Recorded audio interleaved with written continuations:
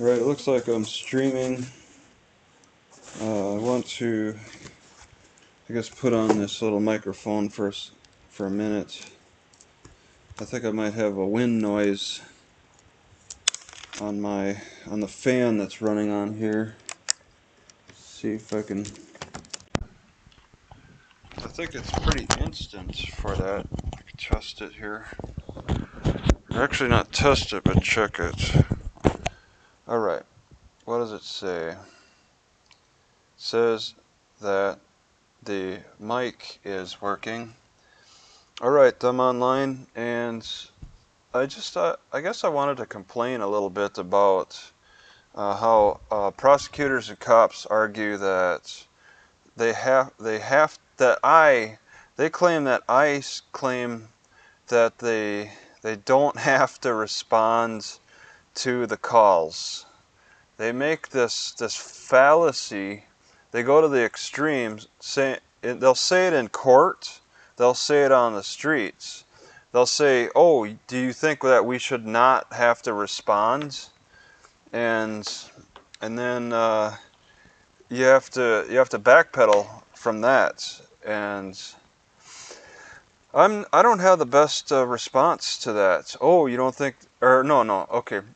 On the streets, the cops will say, "Oh, you don't think that we should have to respond?" And then they'll launch into, "Well, we're obligated to respond to all calls. We treat all calls seriously." All right, that's what they say on the streets. We're obligated to respond to all calls, and we take all calls seriously. So when it gets to your trial, the prosecutor, and I forget exactly what Cloyd Benjamin said. It's on the transcripts, but that's something I have to dig for. He made some comments. He made some arguments on the record, the defendant thinks that the cops should not respond. So that makes me look guilty when the prosecutor argues that I say that the cops should not have to respond to this call. All right, it sounds like I'm trying to create the perfect scenario for a potential crime, and it's really frustrating to deal with that. It's that lawyer. This isn't a lawyer trick. This is a part of their narrative. There's lawyer tricks. There's lawyer narratives. Prosecutor tricks. Prosecutor narratives. Respond, investigate, leave. Ego gets in the way. Okay, well, the ego gets in the way of the prosecutor and the judge as well, not just the cops on the streets. So no, the cops can't walk away, but also the prosecutor and the judge can't walk away either. So you have to fight. Not only it's just one. Cops are only the first layer of this issue. Then it gets into the prosecution and the judge as well. They're all fighting against you. And I'm talking city court level. When it gets to district court, at least the district judges are more obligated to consider defendants, the laws that apply to the defendants. So let's see. That's my main argument. Is that the prosecutor will say that I can't, or the prosecutor will say the defendant says that cops shouldn't respond to calls. The cops shouldn't have to respond to this call, or the cops should stay away. Stay away, cops. Yeah, grocer net. How much have I made? Or I mean lost. How much have I lost? Well, I'm still living in my car. It's on that level. It's still not upgrading to a better vehicle type of loss. And I mean, what, we got $5 milk now, nearly $5 gas. I mean, there's no getting out of my predicaments. So those are some arguments, and I mean, I could find the cop videos that say where the cops have said, do you think we don't have to respond? Or I have to respond, it's my obligation. And I know one of them is St. Joseph's, Missouri, with Officer Scooter. I mean, Suter. He said it. It was also said by another cop. It said that, oh, we have to respond. It was also said by another cop in city in Texas. I could find it. I could definitely find St. Joseph, Missouri. Well, there it is. Okay. All right. Take out, remove. Okay, I guess. All right.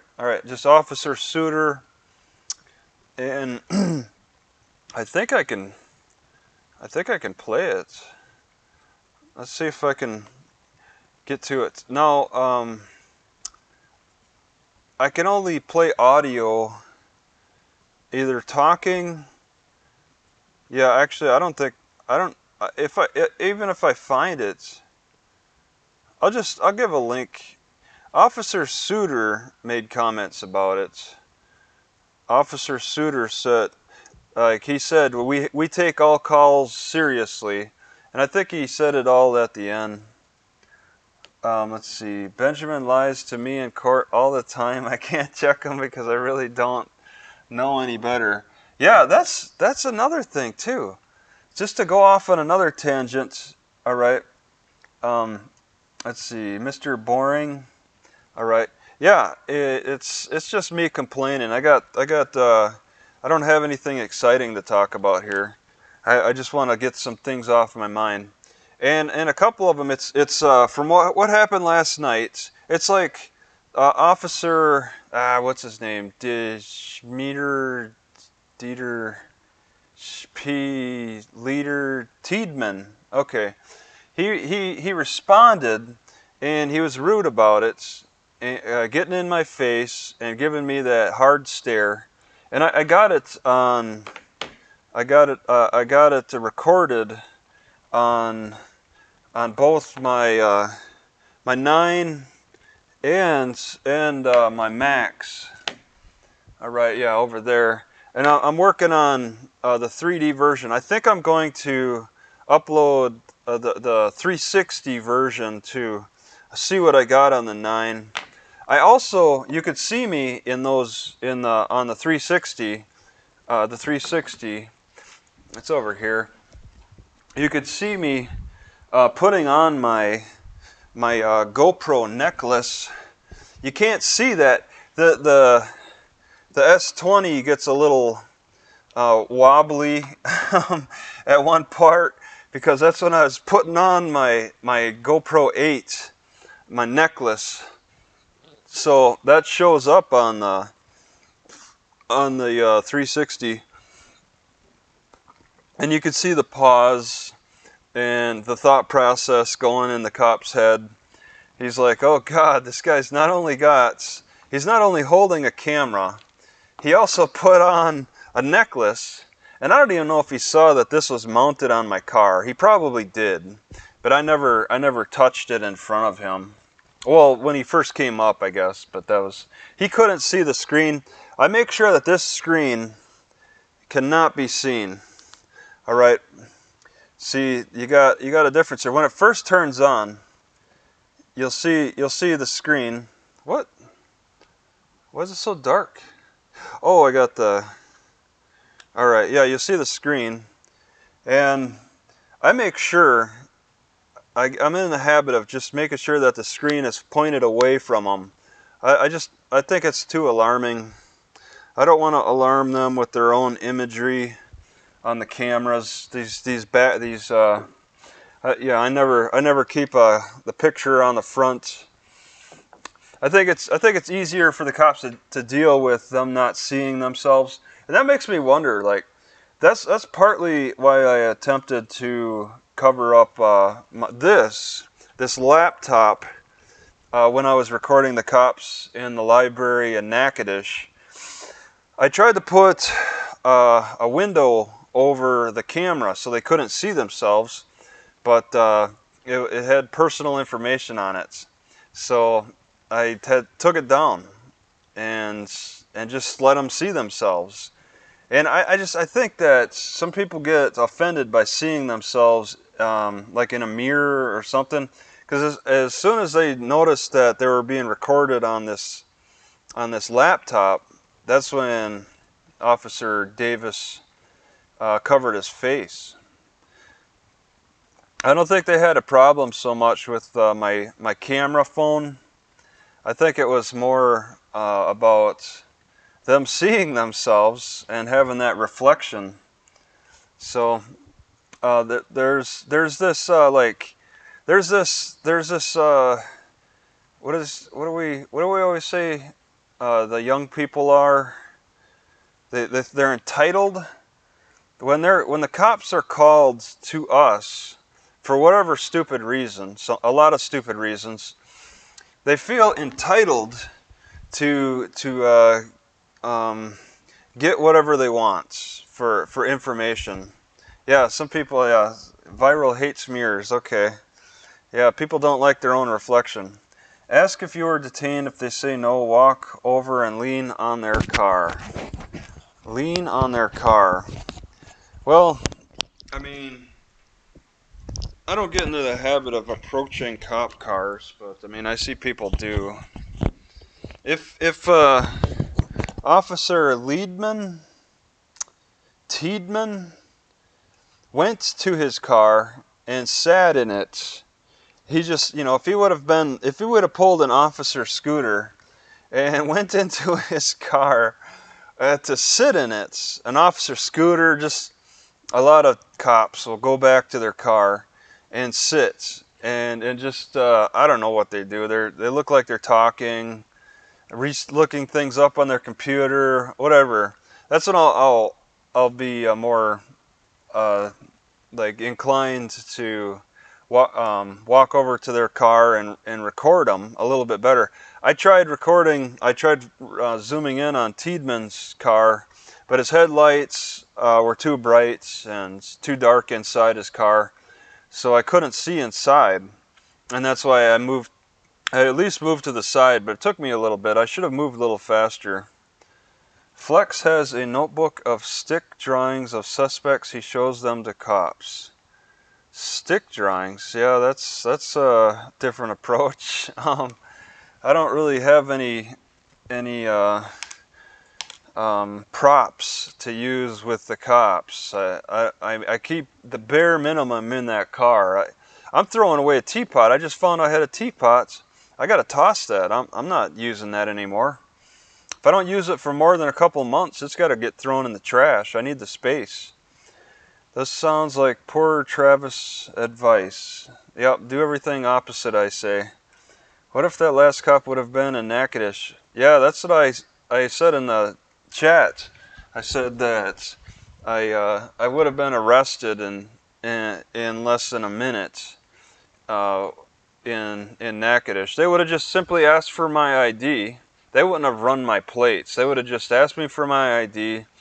I tell them there's no crime. Then I'd be in jail right now. Okay, this is I got 17 more cop stops to go before I get arrested. Statistically, it's every 25 cop stops, and I'm on the 17th now. So still got a ways to go. It doesn't happen all the time, but Tiedman seemed to be on the brink of an arrest. Okay, I probably could have pushed it the way it looked. I'm trying to de-escalate the situations, and even when you de-escalate the situation like I do all the time, I still manage to get arrested and charged every 25 cop stops. You let the last guy corner you. You need to stay in open space. Well, he ran up to me and enclosed.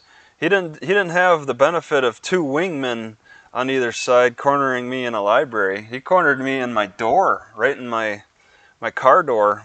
I was pacing back and forth in front of my car, and I saw him. He pulled into the parking lots of the Farm and Fleet, but there's this huge fenced area that covers the whole back half of Farm and Fleet, and they got nothing. They're selling absolutely nothing outside. A few pieces of lumber. So they got this whole fenced area that's not protecting anything. So you can't use that argument that I could be trying to steal something from Farm and Fleet. They got nothing. You look on the map, you'll see nothing. And yeah, Lackluster wants to see some ID. Yeah, I'm sorry, Lackluster. This isn't Tiedemann video isn't worthy of your standards. It's not an alarming piece. So maybe next time. But he pulled this Officer Tiedemann pulled in to the parking lot and saw that he couldn't drive to the side of my car. He couldn't go behind the Farm and Fleet. So that tells me he's not familiar with this area. He's not very familiar with this area. And so he went to this driveway part to the parking lots. And he stopped. Before getting onto the road, he stopped. And he looked like he had a good view of me. And he made it very clear that he could see me. I was in front of my car. It was my car between me and him. He was like 100 feet, 150 feet away. And when I go and sit down in my car, that's when he was quick to pull up behind me. He saw that I stopped pacing in front of my car to sit down. And that's when I was like grabbing some other cameras too. I saw, the headlights and I could hear the car engine and the headlight. I couldn't see them because I can't really see out my back window, but I could hear the car engine and the headlights getting brighter as he approached. And then I was grabbing cameras, and not this camera that's recording me. I'm using a GoPro. Can you believe I'm using a GoPro 10? All right, I was using the 9 before for live streams, but there was an update that recently happened. So I'm like, let me try the 10, because the 10 hasn't been working, and now the 10 works. This is great. So I got a slightly better camera for these live streams. But I grabbed like the other 360, the Fusion, and what else? Wait a second, something's up here. Oh, okay. Yeah, I grabbed not this one, and I always keep these covers off. Only for transport do I put these covers on. I always keep them off, ready to record in an instant, in a moment's notice. Usually keep it propped, but I have a Fusion too on a stand, which, yeah, this GoPro 10 is on a stand. I keep that Fusion always on the stand, and I was kind of getting it ready. I was ready to set it up, but I never did. I find it difficult. Maybe if the strategy is for the cop to go back to their car and sit and make me wonder what they're doing, then I have time to grab the Fusion and set it up off to the side, just while I'm waiting on them.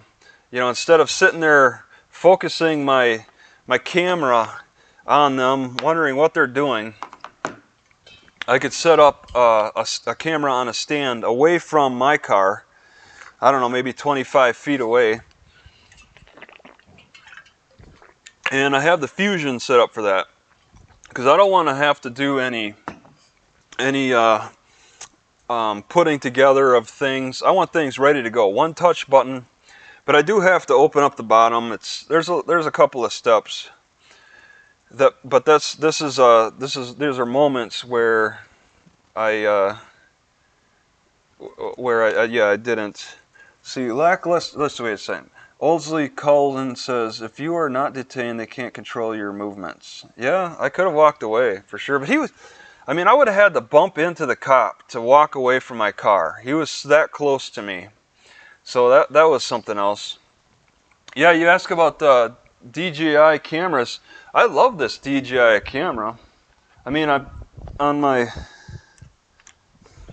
somebody sent this DJI camera to me in while I was waiting in Natchitoches, and it's taken me a few months. It's taken me a couple months to really figure it out. So it's face forward, but I just recently realized how neat this face tracker is. It follows me, and I recorded it a little bit. I've been doing some vlogs with this.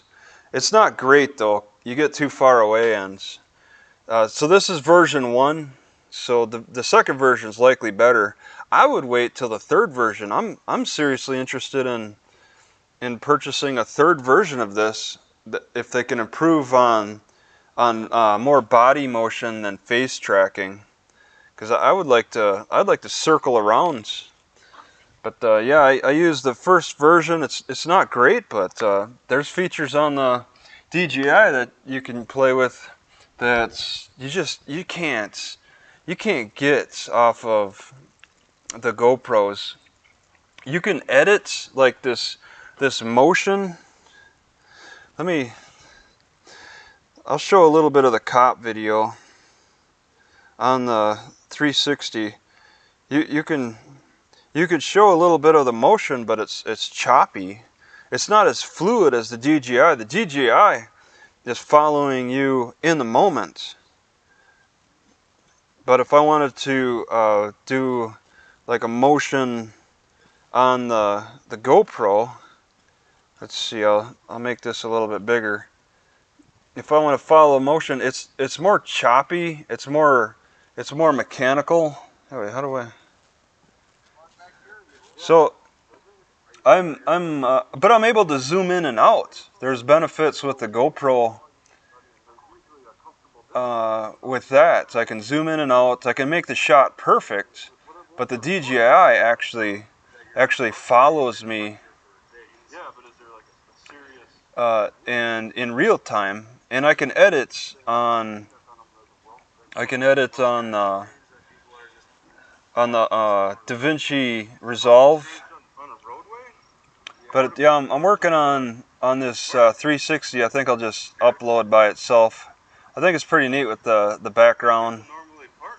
I mean, the 360 isn't great video, but this is pretty decent.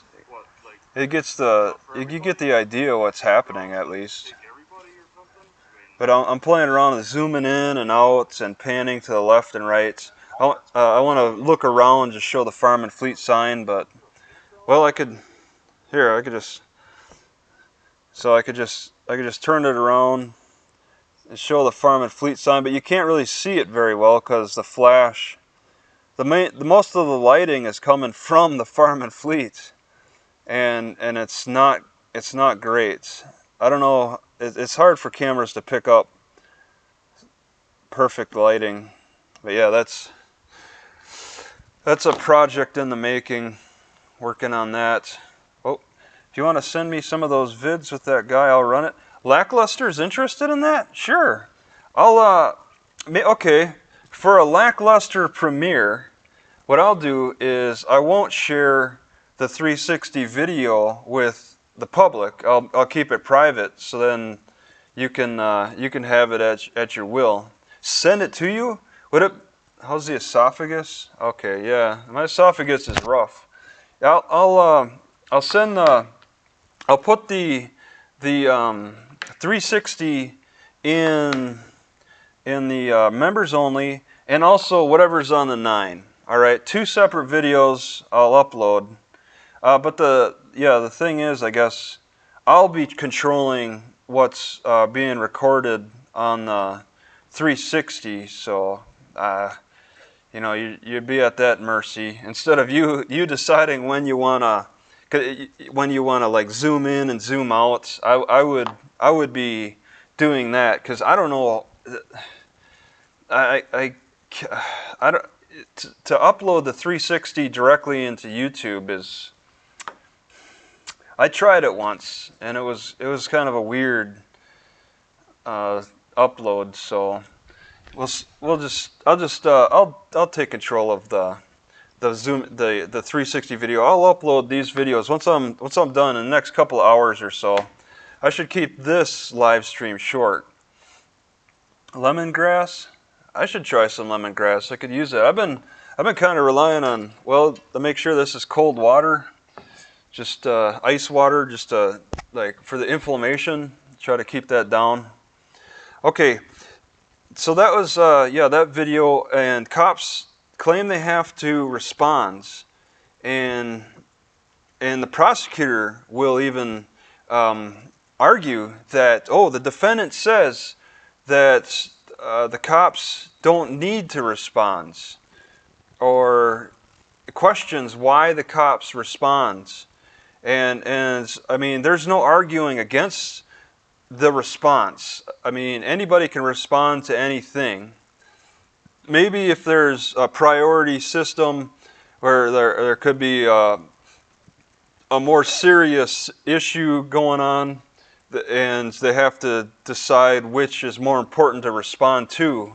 Maybe if the cops are so stretched out in their manpower, they have to decide which is more important to respond to in that situation. That could be something to consider. But if they got the free time, they can respond. And they have the manpower to take all calls seriously. I mean, who am I to say that they can't respond? But even if I avoid that, I tiptoe around the issue of questioning why they responded. Why did you come? You don't need to come.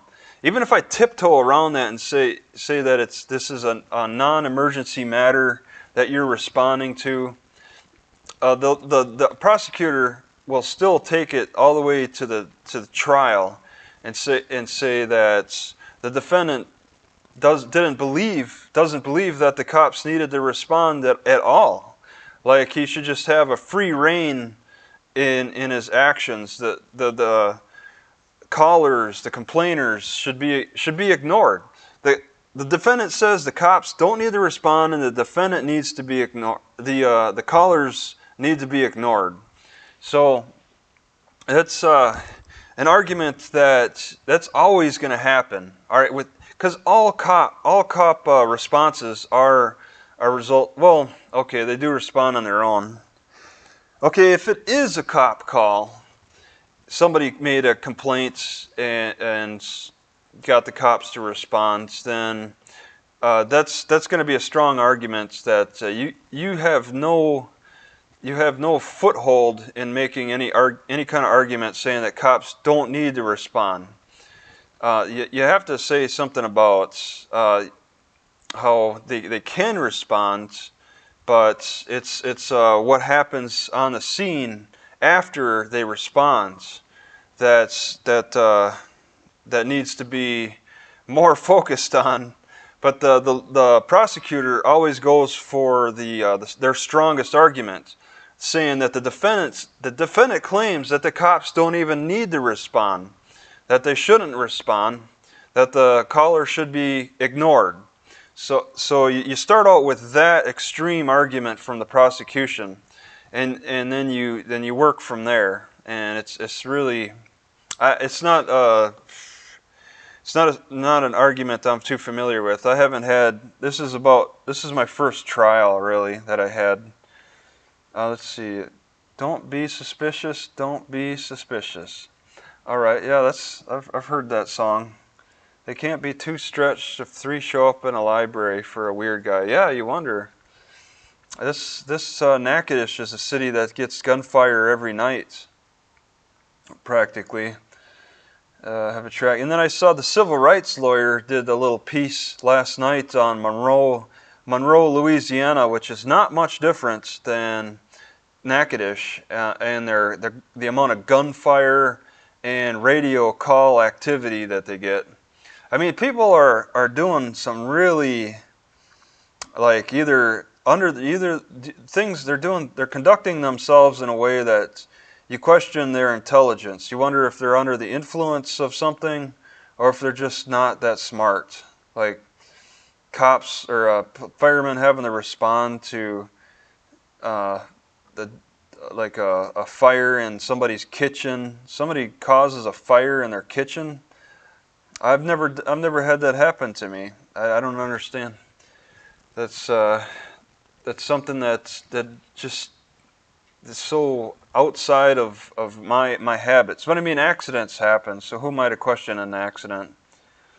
Yeah, how do we do updates on this Natchitoches trial? I guess the best thing is just to wait on either the prosecutor's response or the Third Circuit Court's decision. But I think oral argument is something that they invite before they make a decision, right? There should be oral argument before any decision. There's written arguments and then there's oral arguments. So that's an expense that my lawyer is going to charge. I don't think they just jump into a decision based on the paperwork, do they? If they did, I think that might be a good sign. Well, I don't know. I don't know what to think of these guys. I don't even know who's going to be on this three-man panel, three-person panel. All white. Well, I think it was all white. I saw 6 pictures out of the 12 person pool, and 6 of them are definitely white males. So whoever the other 6 are is very curious. Righteous battles. How much? Yeah, I don't know. My righteous battles aren't that frequent. I'm not fighting a righteous battle every day. So, yeah, the lackluster channel was mentioned on the writs. I'm a little hesitant about having that happen. There's things on the writs that I didn't ask my lawyer to change. Like in the beginning of the writs, he started out saying that I went into the library to set up my cameras, and I'm like, no, let's change that. I'm charging my cameras. I think I said charging my cameras. Oh yeah, the 19th is coming up. And I would have changed that even further and said I'm charging my computers, because these GoPros are cameras, but I had three video. I took 3 videos, and 2 out of the 3 are more computers than cameras. Not the phone and this laptop. They're more computers than cameras. I would call this computer is like a more of a secondary, third string camera for me. Most of the use is for computer related stuff, not so much camera. And the same goes for my phone. All right, I don't have a phone plan, but I mean I use the phone for looking up things on websites and going to apps. It's not primarily a camera. And I had, in the beginning of the writs, I had my lawyer at least change from setting up cameras to charging the cameras. But it should have been more charging the computers. Because I don't want these judges as skittish, talking as skittish as Owsley. I'd like this to end quickly, but it doesn't look like it's going to. I think that there's going to be some controversy with these guys, even though the civil rights lawyer put out that piece that looks very positive from Monroe, Louisiana, I think just last night, talking about how there's a cop who like lost a lawsuit for excessive force, kicking a guy in the face when he was already laying down. So there's that looks good, but that's in a different circuit. I'm in the 3rd circuit. That's more like 5th circuit or something. See, how's my mobile home doing? Well, I mean, that's my home. That mobile home is in Quincy, Illinois, and I'm currently in my broadcast. And where am I? Man, where? Mason City. I'm in. This is a Mason City library I'm in. So, let's see. The court will give defendants an opportunity to respond to your oral arguments. Yeah, that's what I'm thinking. It just doesn't go right to a decision. Oh, they can rule without hearing an oral argument if no party requests a hearing. You know, my lawyer, I don't think my lawyer requested an oral hearing in the writ. So there's that would be the initiative, and I'm certain that Cloyd is not going to ask for oral arguments in this either. Yeah, it's like the judges just don't take it upon themselves to schedule oral hearings unless my lawyer asks for it, and I'm pretty sure he didn't. Now, why wouldn't he? Because wouldn't it be stronger to invite the oral arguments? Because then it has to be done in front of Cloyd Benjamin or somebody who represents the city. It would have to be a situation where they would schedule the time and day, place, Lake Charles, Louisiana, and everybody would show up. My lawyer and then the opposition, which would be somebody out of the prosecutor's office, the district attorney from Natchitoches, and that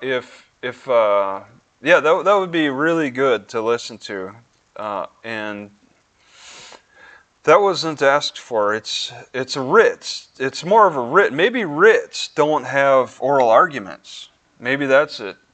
Appeals have oral arguments, but writs is a lesser standard.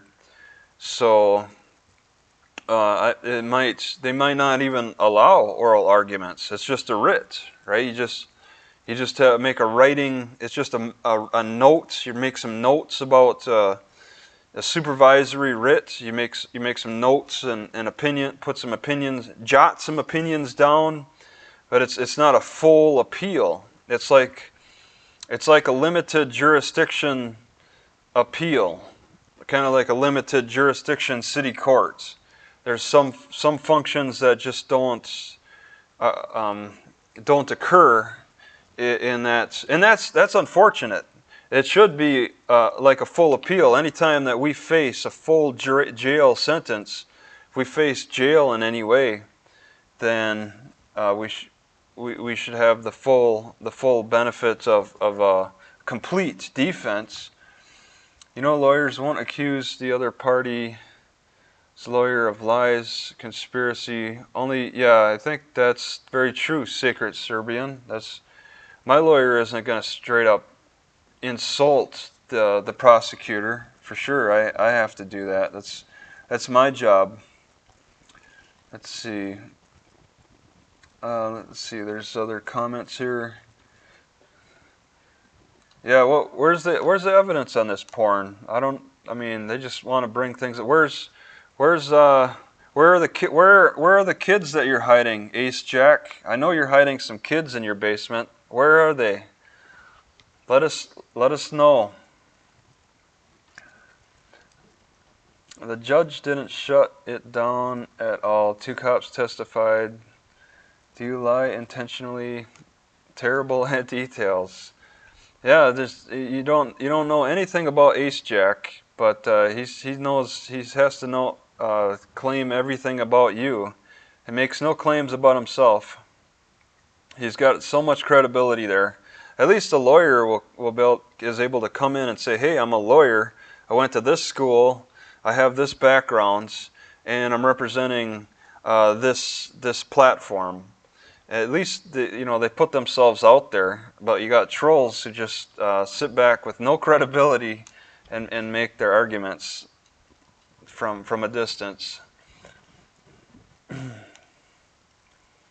Why should you always file? Okay, so there was something that my lawyer mentioned that I would like to bring up. I find interesting. If nothing, oh man, what is this? Okay, and it was recent, and I just want to go over it. I saved it somewhere. I know I started. Okay. A little background of Judge Ousley I find interesting. There's a couple of things that are interesting about the background of Judge Ousley that I could just copy and paste. Okay, Sibby. Okay, it would be at this link right here, and I'll put it in comments. And there's information all right here about his background. So you ask yourself, how can this be bumbled up so badly with my case? How could a city judge just not get criminal law? And all you got to do is look at his background. I mean, I think that's probably the case for what happened in Williston as well. These are judges who just don't understand criminal law. They had a much different experience before they became judges, and they just, I don't know, maybe they figure that they could simply learn it as they're a judge. So Judge Ousley worked for Murchison and Murchison, and it's a law firm. There's nothing about criminal law, and they were actually counsel for the city of Natchitoches. So we're talking about a judge who I mean, he works for Natchitoches now in a different platform. He's supposed to be, well, he's working for Natchitoches. He's a judge for the city. He's not this even-handed person. He's working on behalf of the city. The city feeds him by hand. So he's got a loyalty to the city. He had a loyalty to the city before being a judge on Murchison and Murchison. And let's see, Murchison is a law firm, and their expertise, well, trial practice, but trials can be for civil cases, probate and successions, municipal corporations, real estate, finance, family law, and they've been counsel for the Natchitoches Times. That's not the Natchitoches Parish. Yeah, the Natchitoches Parish Journal. That's different.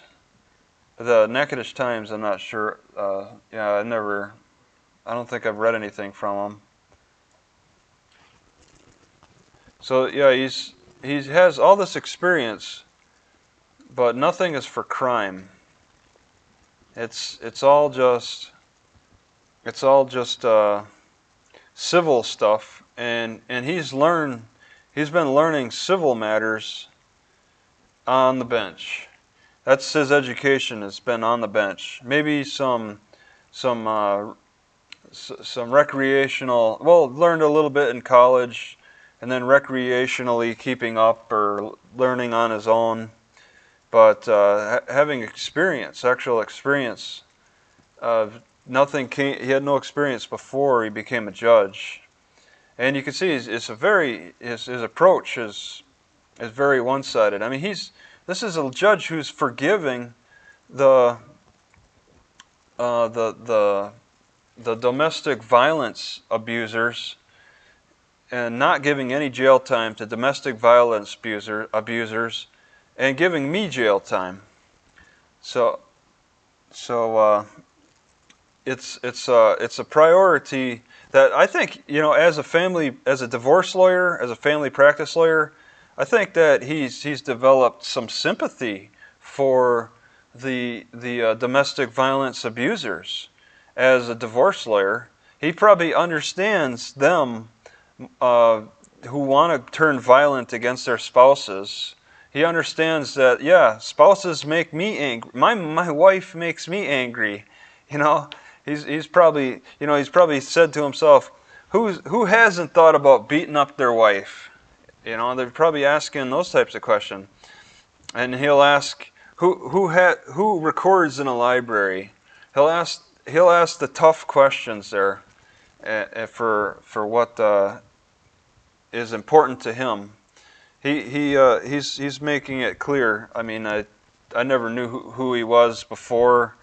I didn't really care to learn anything about him. But when they want to get in the limelight and sensationalize this type of their type of activity by making crazy arguments and asking some wild questions that have nothing to do with the law. We're debating a lot of non-legal stuff. This criminal court has nothing to do with crime, and more to do with just imagination. It's kind of a civil. It's more arguing a civil matter, but then me ending up in jail over kind of a civil issue or something. He listens to the librarian's arguments as though she's a wife testifying against her husband, while he's trying to decide how much she should be awarded in the divorce. All right, I don't know exactly if it's always 50-50 or if they figure out who gets more in the end, but there's matters in a divorce trial that are considered more important than you'd find in comparison to a criminal trial. And sure, he's probably heard a lot of imaginative thoughts. He welcomes. He's formed those imaginative thoughts as a divorce lawyer, and those are relevant. Maybe the wife would come, or the husband would come to him and say that his wife's cheating on him. So that's relevant to Judge Owsley. We wanna look into this matter and find more information about that. Let's have some testimony on that matter, because if there's cheating involved, that goes against the contract of the marriage. It's all relevant, even though it's all circumstantial. It can be imaginative. If the accusation is there, then the seed in the head the seed is planted in the head. So, all right, I have my opportunity to give my version right here for what? Well, I should probably be stopping this anyway. So I guess I'll get on to other things here. Thanks for stopping by. That's on this day at this time.